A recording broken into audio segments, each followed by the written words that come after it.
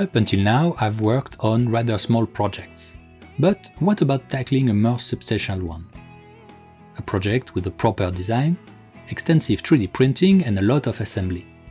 Today, I'm excited to kick off a complete series on how to design and build a custom computer case using xDesign on the 3D Experience platform. This case will house a NAS, network attached storage, to store my videos, photos and all the important data I want to keep secure, and that's simply too large for cloud storage. While I could repurpose an existing computer case, I prefer something bespoke, small yet efficient, with an optimal cooling system. Okay, maybe not that small. Plus, it's just way more fun this way. You could even recognize some movie references. So here's the game plan. Arrange computer parts and build a structure, create a physical prototype and collect issues, if any. Okay, there will be. Solve all issues on design model and create a final product. Finally, I will enjoy the device.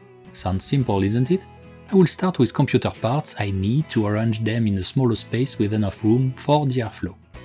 I need to import 3D files into xDesign from the internet to represent parts I have from an old PC. Even if they are not exactly the same, I will take close enough parts to have at least right dimensions, and I add some texture to improve look and feel, like this motherboard here. When downloaded models are not exactly the same, but I still need something that's not in the imported file, I change their geometry to be sure I will have everything to design surrounding parts. This is the case here with the Ethernet plug that I just copy from another place on the board with copy and move command. As colors didn't follow, I just add a black color on all faces. This is not mandatory, but this is my model, so I do what I want.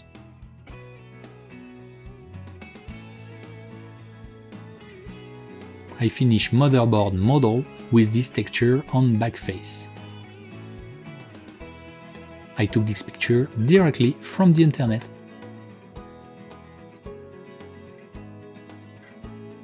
As you can see, I do exactly the same for all drives, and I will need 3 different kinds of pictures. I import CPU fans directly from manufacturer website, and I get a random RAM module. I also get fans from the same manufacturer website, and I get power switch and power plug from an online library. They are common, so very easy to find. Now my computer parts are ready to use, so I insert them into the same physical product that will represent my computer and start assembling them. I start with motherboard because the first part is always fixed in xDesign, so all the others will be referenced to this one. I only need one instance of each component, I'm sure you see why. I made components to the motherboard, and for that I can use various mate types once each component has been oriented correctly. I orient component to his mating job. CPU fans is mated with 3 mates. I don't have to be accurate to the micron as this part is not on the assembly boundaries. So I use planar and distance mates.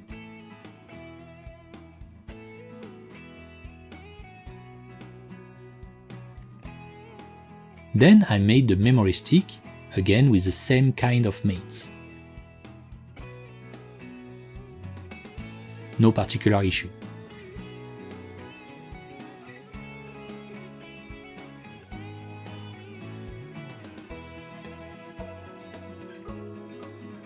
Of course, I use a pattern to multiply memory sticks, and to note the exact dimension I use the measuring tool. Again, I don't have to be so accurate, but here I did anyway.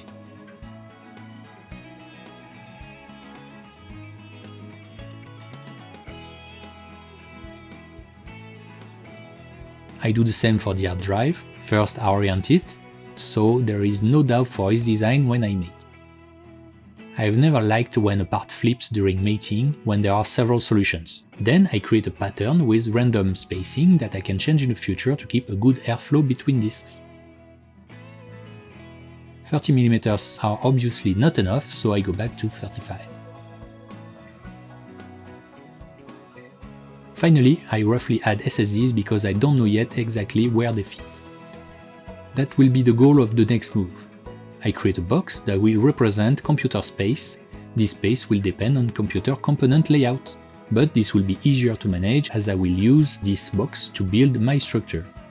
This will be more difficult if I meted my structure on scattered computer parts. So I create a simple box with dimensions based on computer part positions. If this is not clear yet, you will understand what I mean in the next episode where I precisely create a structure that relies only on these box dimensions. So far we have imported and placed all computer parts. Then we will build a structure around them. Thanks for watching and see you in the next episode. In the meantime, you may check SOLIDWORKS for Maker's website for more information on xDesign.